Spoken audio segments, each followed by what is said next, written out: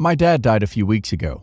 On his deathbed, he told me that my cousin Lauren, the daughter of my father's brother James, is actually my half-sister, as the product of an affair between my dad and Uncle James's wife Alice. I won't go into details to minimize the risk of being identified, but apparently, Uncle James, Aunt Alice, and my dad all knew the truth. My dad wanted to acknowledge Lauren as his child, but my Aunt Alice wanted to keep the affair a secret and raise Lauren as her and Uncle James's child. My dad agreed to what Aunt Alice wanted because he loved her, and initially he was going to let the truth die with him. Uncle James and Aunt Alice passed away a few years ago, but on his deathbed, he had a change of heart. He said that he wanted to finally be able to acknowledge Lauren and leave her with the same inheritance that my siblings and I will get. I was shocked because I always thought my parents had a happy marriage, and I was gutted that my dad cheated on my mom. I didn't say anything after he died because part of me was angry that he cheated.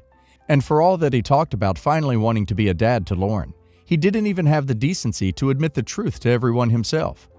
Instead, he left it to me to deal with everything after he was, conveniently for him, dead. I also didn't want to burden my mom with the grief of knowing that her perfect husband cheated on her and would have left her for his sister-in-law if Aunt Alice hadn't told him that they should stay with their families. The only thing I feel guilty about is that I know Lauren is entitled to inherit from my dad, who left a sizable estate. But it's not like she's being cheated out of money that she desperately needs, because Uncle James and Aunt Alice were well off themselves, and Lauren got almost everything when they died. I've been keeping all of this to myself for the past weeks because I can't tell anyone I know in real life. But I want to know what other people think. Maybe I just need to get this off my chest. Maybe I want validation. But yeah, I want to know what you guys think. Not the a-hole. Your father was a coward. Alice and James have been dead for years. If he wanted a relationship with Lauren, he could have easily reached out. He probably didn't want the fallout with your mom, and now he leaves it up to you to rip out your mother's heart, now that she has no chance to even yell at him. And poor Lauren, all three parents, dead, also unable to really reconcile any of this with them. Granted, I don't know Lauren, maybe she wouldn't give a crap, but your mother will certainly be hurt. I am normally all for the exposure of cheating, so that the person being wronged has a chance to act on that knowledge. But in this case, your father is dead. Your mother can't work things out with him. She can't leave him. All she can do is be even more upset than she already is. If Lauren were languishing in poverty, I might feel differently, but it seems she's okay. If I were you, I'd keep some of my inheritance secretly stashed away, in case Lauren ever falls on hard times or something, I guess. Then you could help her out. Not the a-hole. What a crappy thing to confess on your deathbed. Not your responsibility to pursue this. If he wanted to live without regret, he should have had the balls to tell her himself. Not the a-hole. 3 people chose to hide the product of an affair. 2 of them died with this knowledge. Your cousin had been living her entire life with the belief that your uncle was her father. In this case, the best thing to do would be to let this secret go with you. This would cause more damage than good to all the people involved. It was honestly wrong of your father to tell you this on his deathbed and give you the burden of knowing the truth. Ultimately, unless he left behind a will, I wouldn't say anything.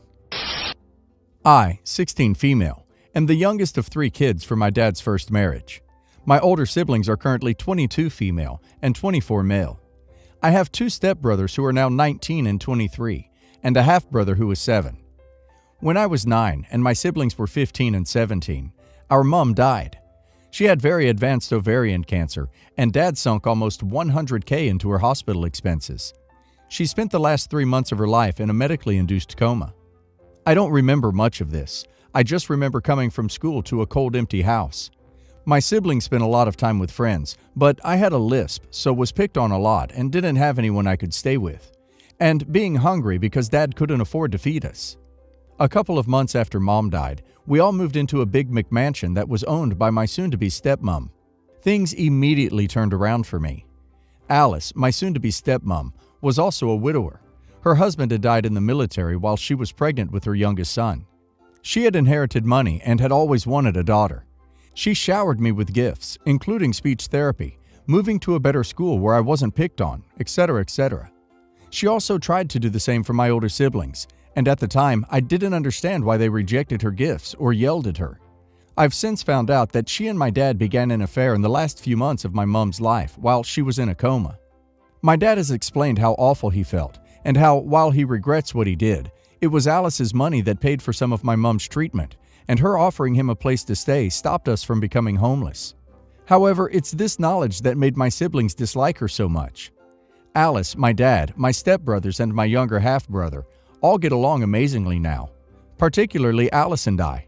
My older siblings left home when they were 16 and 18 and have cut off Dad and Alice, and have limited contact with me. In July, my brother had his first child, a son.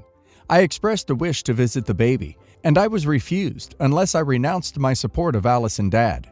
I refused.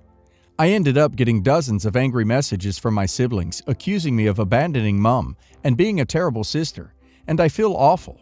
Am I the a-hole for refusing to stop loving Alice? Edited to add, since I know people will ask. Dad met Alice at the city food bank around 14 months prior to Mom dying. Mom was going through her second round of chemo, and money was tight, so most of our food was coming from the food bank. As Dad tells it, Alice was handing out food parcels, saw me in the car, and offered Dad one of the limited stuffed animals available. About 8 months later, my dad could no longer afford the medical bills and was asking his friends for help, and she offered him money. Past that point, she paid most of Mom's medical bills. She and Dad are adamant that they didn't become physically involved until after Mom was comatose, and the date of birth for my half-brother corresponds with this. However, my siblings are convinced that she actually pushed Dad to pull the plug on Mom and was asking for money from him, which caused our financial trouble. These are both lies, and I've seen financial statements and other proof to the contrary, but my siblings won't believe me. Not the a-hole. I understand why your siblings are upset. Your dad cheated on your mom while she was dying. Just think about that. Imagine you are dying and in pain while the man you love is sleeping with another woman, instead of being with his kids, or by your side. I would hate her forever too. She may be a great stepmom and great wife, but it will never erase the fact that she stepped over a dying woman to steal her husband. You can forgive her, that is up to you. Your siblings have no obligation to forgive her or accept her and your dad. If I was them, I would probably disown your dad too.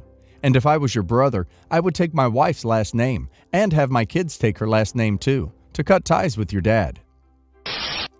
I, mid to late 40s, female, met my husband 13 years ago. His wife had recently passed away in a car accident where his baby daughter, at the time 1 month old, had also sustained serious injuries.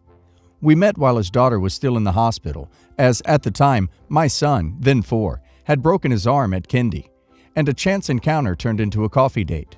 We kept in touch over the next couple of months, and I ended up giving him some excess expressed milk of mine, as I had a ridiculous oversupply and forceful letdown with my second child, at the time 4-month female, which had made her very colicky, so I had been advised to pump prior to feeding so that she wouldn't gulp as much. His daughter was having issues finding a formula that didn't make her sick, and she was too young to start solids. He and I started dating during this period, and he ended up moving into my house after his was broken into. I ended up breastfeeding her from 5 months to 14 months. We did do the recommended checks at the hospital prior to my giving her any expressed milk. Now we have recently adopted a baby girl, 5 months old, together, after being on our local adoption list for almost 4 years. I made the decision to induce lactation so I could breastfeed her. Over the last 6 months or so, our daughters, his and mine, both now 13 years old, have been acting out. Nothing major, just talking back occasionally, pushing boundaries around bedtimes, etc. Typical preteen behavior. My son did the same and had mostly stopped by the time he was 14. We have always done our best to treat the girls the same and not show either any special treatment, with the exception of Anna, his daughter, having an extra set of grandparents, her mother's parents, and a collection of photos from her mom and inheriting her mom's jewelry. My two were via IVF and a sperm donor, although both sets of Anna's biological grandparents have welcomed them with open arms, so they don't really miss out on the grandparent experience. However, when Anna found out I was going to breastfeed the baby, she got upset and said it was disgusting that I was going to breastfeed when she wasn't my baby. I laughed it off and made a joke saying she, Anna, hadn't complained when I breastfed her. She was shocked that I had and called me a rude name and stormed out. She's been cold towards me for almost 2 days now, and normally we get along great, so I'm wondering if I was in the wrong all those years ago. A couple of comments have said my husband moved on very fast, which isn't accurate. I just checked the timeline with him because I wasn't 100% sure on it. It did happen 13 years ago after all. 2006, August. He found out she'd had an affair with a coworker, confronted her. They agreed to try and make it work. 2007, January. She admitted she cheated again at the office Christmas party. They decided to call the relationship quits, but were still living together. March, she moved out and he filed for divorce.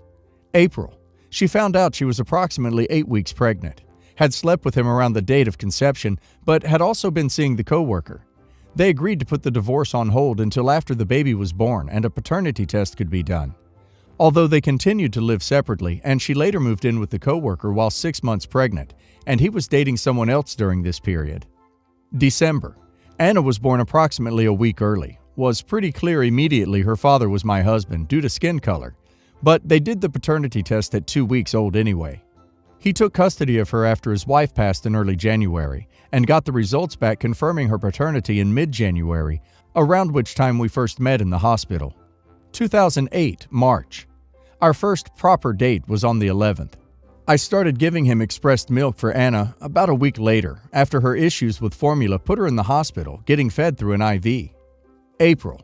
Mid-April he moved in with me because his house was broken into and TV stereo stolen while he and Anna slept upstairs, and he no longer felt safe living there.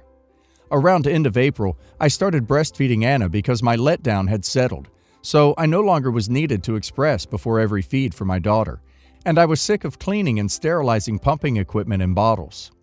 Not the a-hole. You're the stepmom to a preteen that's experiencing mood swings and probably trying to challenge her parents as often as she can. She's not an a-hole for going through puberty, and neither are you for breastfeeding her. You're not the a-hole for breastfeeding your stepdaughter, but slight yes the a-hole for telling her about it now when all of the following are true. She expressed discomfort with the idea. She's going through a bratty, immature phase and is unlikely to appreciate what you did for her. You said it as a joke rather than a loving comment, and it probably emphasized for her the timeline of you stepping in and taking over almost immediately after her mother died. I have an adopted sibling named Jane. She was only adopted by my mom and not by my dad, who for some reason didn't want to be Jane's legal parent, although he financially supported her. Jane uses my mom's maiden name for her last name. My brother and I were already in college when Jane was adopted as a baby, so we've never really been close to her. I see her more like a cousin, someone who I know is family but I'm not that close to, and get to see just a couple times a year. She is 19 now and we get along all right. When my dad died, he willed everything he owned to be split equally among my mom, my brother, and myself. He did not leave anything to Jane. My parents have a prenup where they agreed to keep their assets separate. My dad individually owns most of our family's real estate assets, majority of which are inherited from his family. But my mom also individually owns several real estate assets that she inherited from her family. Following my dad's will, ownership of the real estate assets that he owned were transferred to my mom, my brother, and I, who are equal co-owners. My mom recently approached me and my brother about one of the ancestral houses we inherited. It's a smaller piece of property, but has been in my father's family for at least 7 generations, and my brother and I used to spend our summer vacations there with our grandparents. My mom said that she wanted to work on transferring ownership of her real estate properties to us, her children, even while she's still alive, and wanted me and my brother to waive our co-ownership of the ancestral house so she can give it to Jane. I was a bit irked and asked why my mom wanted to do that. She said she wanted Jane to have one of the properties owned by my dad to remember him by, and she thinks Jane would love that house. My brother and I told her that we're fine with giving Jane one of Dad's more recent properties, but not the ancestral home that has been in his family for decades. My dad, for whatever reason, did not see Jane as family because he refused to adopt her legally. He didn't show her paternal affection as far as I know, and he didn't leave her anything in his will, so I didn't think it was right to let Jane have that house. My girlfriend says that what I said was a-hole-ish because I'm perpetuating my dad's alienation of Jane. I told her that I am not alienating Jane, and I am all for giving her one of my dad's recent properties, just not the ancestral house, because it has sentimental value to my dad and his extended family, and to me and my brother, while Jane never spent any time there. Am I the a-hole? Edit. Since so many people are asking, I'm 100% sure that Jane is not my mom's bio daughter from an affair or whatever. Jane was privately adopted, and as far as I know, she is the bio child of someone distantly related to my mom's relatives. She was given to them as a baby, and the one of her relatives asked my mom if she wanted to have Jane. I guess my mom wanted to have a daughter, so she said yes. My dad has always been aloof, and he wasn't affectionate even to us, his bio children, when we were growing up. So I'm not surprised that he didn't want to be a parent to someone who isn't his bio child. Not the a-hole. Your mom is off here. I don't see why she has or wants to give away a home that you and your brother have an actual connection with, to someone who has no connection to it whatsoever. You're being kind in offering her any of the other properties. Let me get this straight. You have sentimental attachment to a property in question, yes? You are okay giving Jane a non-ancestral property instead. What is your mother's objection to giving Jane a different property? Why does she want to give her that one? Is it more convenient for Jane? I think not the a-hole, OP. You've not grown up with that person as a sibling. She has not spent time at that property like you have. The thing is with giving someone something is that you have no control over it anymore. So if Jane turns around and sells that property tomorrow, you have no say over it, and just like that, your ancestral property could belong to someone else. Of course, your brother or you could also do the same. You're not alienating her. You're giving her property, just not the one your mom had in mind. Make sure, though, that Jane is given something equal in value.